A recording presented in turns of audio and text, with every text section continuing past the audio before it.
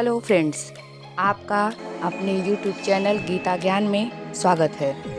दोस्तों, आज की मेरी वीडियो है गाय को झूठा अन्न क्यों खाना पड़ता है। एक बार नारद जी नारायण नारायण का जाप करते हुए विष्णु लोक में आते हैं। उस समय विष्णु भगवान आराम कर रहे थे।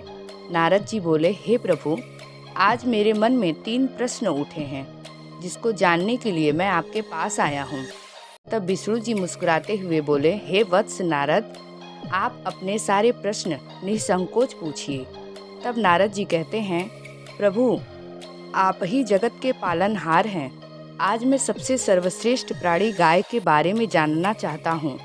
मेरा पहला प्रश्न, आखिर क्यों गाय ने स्त्रियों को श्राप दिया था? मेरा दूसरा प्रश्न, ऐसी कौन सी चीज़ खिलाने से मनुष्य को पाप या पुण्य लगता है? अब मेरा तीसरा प्रश्न है, गाय एक पवित्र प्राणी होने के बावजूद उसे झूठा अन्न खाना पड़ता है। तब भगवान विष्णु मुस्कुराते हुए बोले, हे वत्स नारद, आपने समस्त मानव कल्याण हेतु अत्यंत महत्वपूर्ण प्रश्न किए हैं। गाय को माता के समान पूजनीय माना जाता है और गाय में 33 कोटि देवी देवताओं का वास होता है।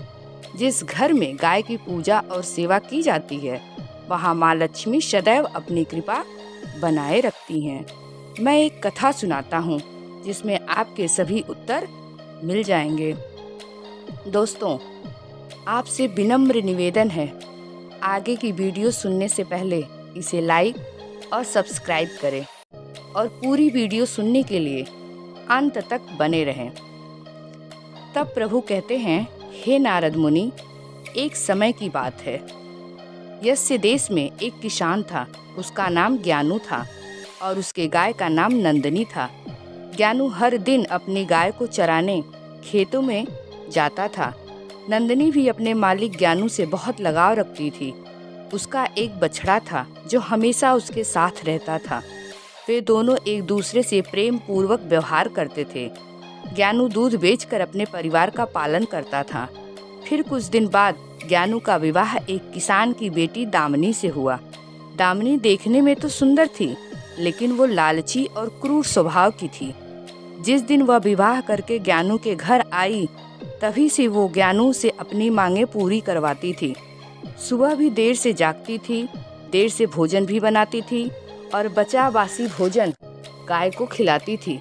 एक दिन दामिनी ने स्वयं के लिए कुछ गहने खरीदने के लिए ज्ञानू को मनाने लगी और ज्ञानू से बोली, ये जो बछड़ा है उसे हम बेच देते हैं, वैसे भी हमें उसकी कोई ज़रूरत नहीं है। तभी ज्ञानू ने मना कर दिया तो वो ज्ञानू के साथ झगड़ने लगी। फिर ज्ञानू ना चाहते हुए भी गाय के बछड़े को बेच दिया। इस कारण से गाय और ज्ञानू दोनों दुखी होकर एक दूसरे को देखते ही रह गए। फिर कुछ दिन बाद गाय ने दूध देना भी बंद कर दिया तो दामिनी ने उसे घर से बाहर निकाल दिया और घर ना आने के लिए बहुत से अपशब्द का प्रयोग भी किया। तब प्रभु कहते हैं, हे नारद, गाय एक बेजुबान प्राणी है, परंतु वह मनुष्य के हाव भाव को अच्छी तरह समझती है और वो वहाँ से चली गई। कुछ दिन बीतने के बाद गाय गर्भवती हो गई और वो अपना जीवन जंगल में रहकर जीने लगी। कुछ महीने बीतने के बाद गाय ने सोचा, जब मुझे बच्चा हो जाएगा तो ज्ञानू और उसकी पत्नी दामिनी शायद फिर से मुझे अपने घर वापस ले जाएंगे। इसलिए उसने दूसरे बछड़े को ज्ञानू के खेत में जाकर जन्म दिया। अगले दिन जब दामिनी खेत आई तो उसने देखा कि नंदिनी गाय ने एक बछड़े को जन्म दिया है। दामिनी के अंदर फिर से वही ख्याल आया कि मैं बछड़े को बेचकर पैसे कमा लूँगी और गाय से दूध भी ले लूँगी। अभी दामिनी सोच ही रही थी कि नंदिनी गाय का नवजात शिशु जो अभी अभी जन्मा हुआ था, माँ के रक्त से भरा हुआ जमीन पर रेंगने लगा। कंकड़ों के कारण उसके शरीर पर छोटे छोटे घाव होने लगे थे। अपनी नवजात शिशु की हालत देखकर नंदिनी गाय को असहज महसूस होने लगा और तड़पती हुई अपने बच्चे की ओर देखने लगी, क्योंकि वह कुछ भी नहीं कर सकती थी। लेकिन जब दामिनी को उसकी ओर आते हुए देखा तो कहा, हे देवी, मेरे नवजात शिशु पर कृपा करो, इसे पीड़ा से मुक्त करो। इसके शरीर पर कंकड़ चुभने के कारण इसे कष्ट हो रहा है। दामिनी ने गाय के बछड़े की ओर देखा तो वह अत्यंत दुर्गंध रक्त में पड़ा रेंगता हुआ अपनी माँ के तरफ बढ़ रहा था। तब दामिनी को उस गाय के शिशु को देखकर उस पर दया आने की बजाय उस पर घिन आने लगा। उस दामिनी ने कहा, मैं तुम्हारे गंदे बछड़े को कैसे छू लूं? नंदनी गाय याचना करते हुए दामिनी से कहने लगी, लेकिन दामिनी ने क्रूर स्वभाव के कारण उसने गाय के बछड़े को छुआ तक नहीं और वहां से चली गई। गाय बार बार विनती करती रही, किंतु दामिनी ने उसके बातों पर ध्यान नहीं दिया। तब गाय ने भगवान से प्रार्थना करते हुए कहा, हे प्रभु, आप क्यों मेरे निर्दोष बछड़े को ऐसे प्राणघातक सजा दे रहे हैं? गायों ने ऐसा कौन सा महापाप किया है जिस कारण से हमें अपने बच्चों को तड़पता हुआ देखना पड़ता है? गाय की ऐसी करुण पुकार सुनकर स्वयं श्री कृष्ण वहां पधारे और गाय सहित समस्त प्राणियों को आशीर्वाद दिया कि उनके बच्चे जन्म लेने के बाद तुरंत ही चलने लगेंगे, जिस कारण से वो स्वयं अपने माँ बाप के पास रह सकेंगे। फिर वहां से श्री कृष्ण अंतर ध्यान हो गए, किंतु थोड़ी ही देर बाद जब दामिनी उस गाय के पास आई तो उसे अपनी आंखों पर विश्वास नहीं हुआ। गाय का बच्चा खुद से खड़ा था तो दामिनी ने गाय के बछड़े के पास गई और उसे धीरे से धक्का देकर जमीन पर गिरा दिया। गाय जब दामिनी की इस हरकत को देखा तो उसे बहुत गुस्सा आया। तब उसने समस्त संसार, देवी देवताओं, वायु, अग्नि, जल और वृक्षों को साक्षी मानकर दामिनी को श्राप दिया और कहा, हे दुष्ट स्त्री, आज तुमने क्रूरता की सभी हरकतें पार कर दी हैं। आज मैं समस्त संसार को साक्षी मानते हुए तुम्हें और समस्त मानव जाति को ये श्राप देती हूँ कि जब भी तुम्हारा बच्चा पैदा होगा तो उसे चलने के लिए सहारे की जरूरत पड़ेगी और तुम्हारे बच्चों को चलने के लिए 1 साल तक का समय लगेगा। तब प्रभु कहते हैं, हे नारद, आपके पहले प्रश्न का जवाब मिल गया होगा। हे नारद, सतयुग में जन्म लेने के बाद बच्चे तुरंत चलते थे। दामिनी जब संध्या समय वापस आ रही थी तभी इस गाय के श्राप के कारण तूफान की वर्षा होने लगी। तेज वर्षा होने के कारण दामिनी एक पेड़ के नीचे सहारे के लिए रुक गई थी। नियति ने भी उसी पेड़ पर बिजली गिरा दी। इस कारण से दामिनी की मृत्यु हो गई। दामिनी की आत्मा को लेकर यमदूत उसे धर्मराज के दरबार में उपस्थित हो गए। फिर चित्रगुप्त ने उस स्त्री का लेखा जोखा देखा तो सभी हैरान हो गए। जब धर्मराज ने पूछा, चित्रगुप्त, इस स्त्री ने कितने पाप किए हैं? तब चित्रगुप्त ने कहा, हे धर्मराज, अगर मैं इसके पाप गिनाऊंगा तो सुबह से शाम हो जाएगी।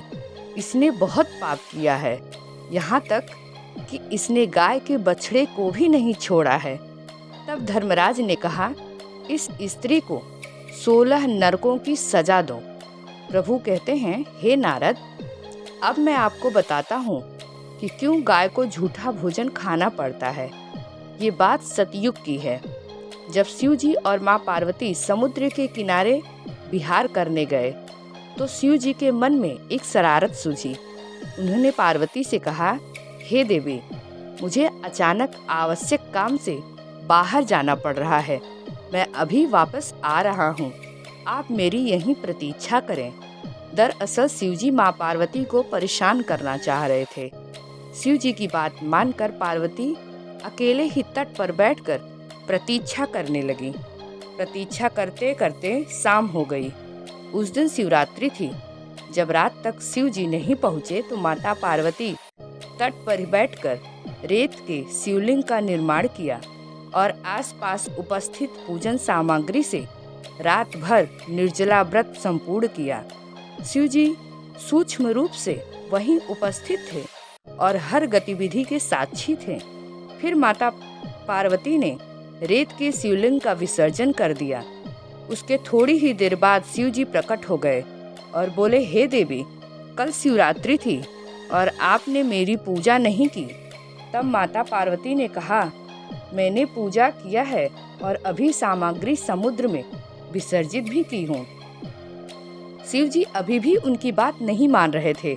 उन्होंने कहा, माता पार्वती से, मुझे तो पूजा का कोई चिन्ह दिखाई नहीं दे रहा है, और अगर आपने पूजा किया है तो मुझे प्रमाण दीजिए। माता पार्वती समझ चुकी थी कि भगवान शिव उन्हें जानबूझकर सता रहे हैं, क्योंकि जो हर जगत का साक्षी है, उन्हें प्रमाण की क्या आवश्यकता। देवी पार्वती भी इस हंसी मजाक का भरपूर आनंद ले रही थीं। माता पार्वती जब अपने आसपास देखने लगी तो उन्हें एक गाय दिखाई दे रही थी। तब शिवजी से माँ पार्वती ने कहा, ये गाय साक्षी है, जब मैं पूजा कर रही थी तो ये गाय यहाँ उपस्थित थी। तब शिवजी ने गाय से पूछा, क्या पार्वती ने पूजा की है? तो गाय ने ना में सिर हिला दिया।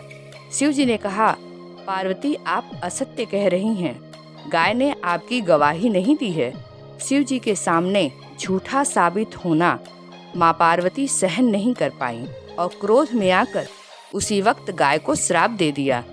माँ पार्वती ने श्राप देते हुए कहा, तू दिव्य जन्मा है, तू जगत कल्याण के लिए प्रकट हुई है, जनहित के लिए तेरे गुण यथावत रहेंगे, लेकिन जिस मुंह से तुमने झूठ बोला है उसके लिए तुम्हें दंड भुगतना होगा। झूठ बोलने के कारण अब से जूठन ही तेरा आहार होगा। इस प्रकार झूठ बोलने से गौ माता क्रोध की भागीदारी हो गई। भगवान श्री हरि कहते हैं, हे नारद, अब मैं गाय के विषय में बहुत महत्वपूर्ण जानकारी देता हूँ। अक्सर मनुष्य गाय से पुण्य पाने के लिए कई प्रकार के व्रत पूजन पाठ करते हैं, किंतु उन्हें एक गाय को कुछ चीजें भूल कर भी नहीं खिलानी चाहिए। द्वार पर आई गौ माता को बिना रोटी खिलाए जाने न दें। गौ माता को रोटी और घास खिलानी चाहिए। ऐसे ही पहली रोटी हम गौ माता के लिए ही बनाते हैं, इसलिए उस रोटी को प्यार से गौ माता को खिला दें। गौ माता को रोटी खिलाने से हमें बहुत पुण्य मिलता है। गौ माता को कभी भी बासी और सड़ा गला खाना नहीं खिलाना चाहिए। भूख लगने पर गौ माता तो खाना खा लेती हैं, लेकिन इसका दुष्परिणाम पड़ता है, जिस कारण से हमारे घर में नकारात्मकता आती है। गौ माता शाकाहारी पशु हैं, इसलिए कभी भी गौ माता को जबरदस्ती मांसाहार खिलाने की चेष्टा भी नहीं करनी चाहिए। ऐसा करना महापाप होता है। हमारी कुंडली में अगर दोष है, जिसके कारण हमें लगातार परेशानियों का सामना करना पड़ रहा है, तो गौ माता को रोटी खिलाते वक्त कुछ उपाय कर लेना चाहिए। अगर कुंडली में चंद्र दोष है तो रोटी पर सफ़ेद चंदन, मक्खन, घी या नमक लगाकर गौ माता को खिलाएं। यदि कुंडली में शनि दोष है तो रोटी बनाते समय आटे में काला तिल मिलाकर आटा गूंथें और इस आटे की ताज़ी रोटी बनाकर शनिवार या अमावस्या के दिन गौ माता को खिलाएं। यदि मंगल या गुरु दोष हो तो रोटी के ऊपर हल्दी लगाकर गौ माता को खिलाएं। ये उपाय करने से हम काफ़ी हद तक अपना बचाव कर सकते हैं। गौ माता को प्रतिदिन रोटी घास खिलाने से लाभ मिलता है और पितृ दोष से भी मुक्ति मिलती है। इस प्रकार यदि कुंडली में 7.5 या महादशा चल रही है तो हर शनिवार को और अमावस्या को काले रंग की गाय को घास या रोटी खिलाएं, उसकी पूजा करें। इससे शनि दोष कम होता है। गाय का गौमूत्र बहुत ही उपयोगी, पवित्र और स्वास्थ्य की दृष्टि से अत्यंत हितकारी होता है। साथ में ही वातावरण में गौमूत्र छिड़कने से शुद्धता आती है। उम्मीद है आपको मेरी वीडियो अच्छी लगी होगी। मिलती हूँ आपको अपने अगले वीडियो में। तब तक के लिए धन्यवाद।